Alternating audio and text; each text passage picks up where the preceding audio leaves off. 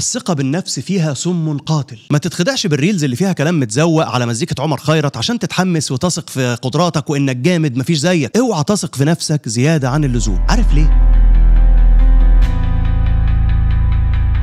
ازاي تفرق بين الثقة اللي لازم تبقى موجودة في شخصيتك والثقة اللي ممكن تعمل لك مشاكل؟ الثقة بالنفس بتعرفك قيمتك وتساعدك تواجه التحديات، ممكن تشجعك عشان ما تخافش وتخش في الموضوع وتعرف تنجزه، بس ناس كتير ما تعرفش ان الثقة دي ليها ليميت معين لازم تقف عنده عشان ما توصلش لمرحلة بيسميها العلماء الثقة الزايدة او اوفر كونفيدنس. على عكس المتوقع، دراسات لقت ان الثقة الزايدة في النفس بتؤدي الى ضعف الانجاز وبتزود الصراع النفسي والوحدة الاجتماعية، لان محدش هيحاول يبقى قريب منك لانك اصلا متخيل نفسك في حتة عالية كده مفيش حد زيك ومش شايف حد. الثقة الزايدة في النفس بتخليك تبالغ في تقييم قدراتك لدرجة تعميك عن انك تشوف الحقيقة، وممكن تكون نابعة من تربية بتنفخ فيك على الفاضي او من نجاحات صغيرة تخليك شايف نفسك فوق الجميع. والمشكلة اننا كلنا عرضة للثقة الزايدة دي، واشهر مثال على كده متلازمة ويستنبرج. عارفها؟ اكيد سمعت متلازمة ويستنبرج دي في الدحيح ولا في الحضارة ولا حاجة. متلازمة ويستنبرج الظريف ان مفيش حاجة اسمها متلازمة ويستنبرج اصلا، لكنها حاجة انا لسه مخترعها دلوقتي. شفت بقى انت جه على بالك ان انت سمعت عنها ازاي؟ في الدراسة دي لقوا الناس اللي واثقين في نفسهم ومعلوماتهم في الاقتصاد والجغرافيا بيحصل لهم نفس اللي حصل لك ده بالظبط. بيقولوا انهم عارفين مصطلحات ومدن طلعت مش موجودة اساسا. الثقة خلتهم يصدقوا وهم المعرفة. حتى لما تبقى محترف في مجالك المشكلة هتزيد مش هتقل.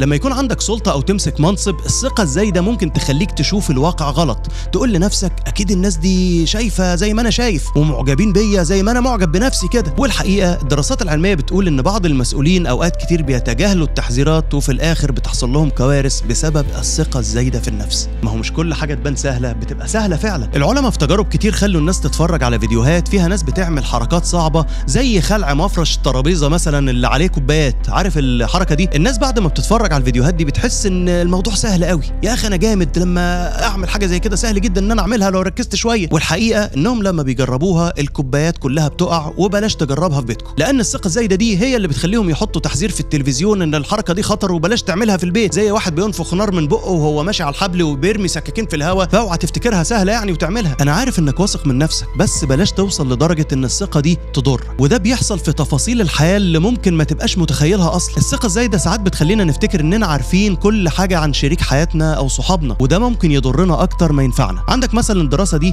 لقت ان الناس في العلاقات طويلة الامد ساعات بيبقوا واثقين انهم فاهمين شريك حياتهم في كل حاجة، وده بيخليهم ما يلاحظوش الاختلافات اللي ممكن تكون ظهرت بينهم. لازم تفضل طول الوقت تتعرف على شريك حياتك، لان الطرفين في العلاقة دايما بيكبروا وبيتطوروا وبيتغيروا، فما تثقش دايما في وجهة نظرك. طيب بعد ما عرفنا ازاي الثقة الزايدة بتضرنا في حياتنا وشغلنا وعلاقاتنا وحتى قراراتنا الكبيرة، دلوقتي نقدر نسأل نفسنا ازاي نقدر نوازن بين الثقة بالنفس والتواضع عشان نتحكم في نفسنا ونخلي قراراتنا صح. اول واهم حاجة اعرف انك مش عارف. قبل ما تاخد اي قرار كبير خد دقيقة كده وواجه نفسك بصراحة، ايه اللي انا مش عارفه؟ السؤال البسيط ده ممكن يغير كل حاجة في طريقة تفكيرك. الدراسة دي لقت ان كتابة الحاجات اللي انت مش عارفها بتقلل الغرور المعرفي والثقة الزايدة اكتر من اي طريقة تانية. يعني كل ما تعترف ان في حاجات ناقصاك كل ما قراراتك بتبقى اذكى. اسمع لغيرك، اطلب النقد لانه فرصة مش اهانة. التواضع المعرفي او التواضع الفكري مش انك تقلل من نفسك وافكارك، التواضع المعرفي انك تبقى كبير كفاية لدرجة ادراكك انك محتاج تتعلم. تاني حاجة خلي الثقة ليها اساس. الثقة مهمة طبعا، لكن خليها مبنية على ارض صلبة مش على اوهام. يعني لو انت عارف تعمل حاجة كويس خليك واثق انك بتعرف تعمل الحاجة دي، مش انك تقدر تعمل كل حاجة عموما. يعني لو اتعلمت السباحة في حمام سباحة صغير طبيعي يكون عندك ثقة انك تعوم في حمام سباحة اكبر، مش انك تروح تعوم في بحر مليان دوامات وامواج عالية لمجرد انك عمت في حمام سباحة. دي بقى ثقة خطيرة ملهاش معنى وملهاش اساس. اتعلمت تعزف على البيانو ما تفتكرش انك بتعرف تعزف على الجيتار. كسبت مرة في البورصة ما تاخدش كل فلوسك بقى وتحطها في اسهم. ممكن طبعا تدي الثقة بالنفس اكبر من حجمها عشان الطموح والتحفيز وانك تشجع نفسك،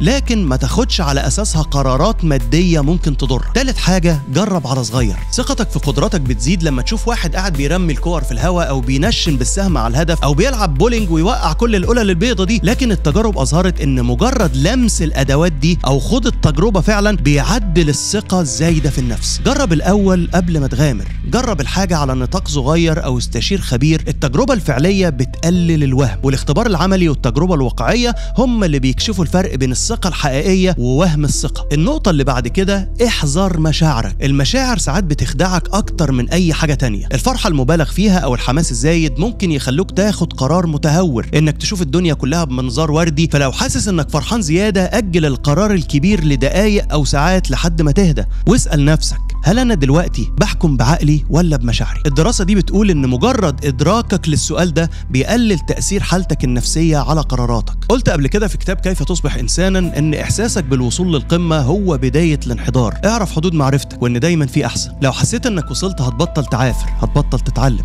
هتبطل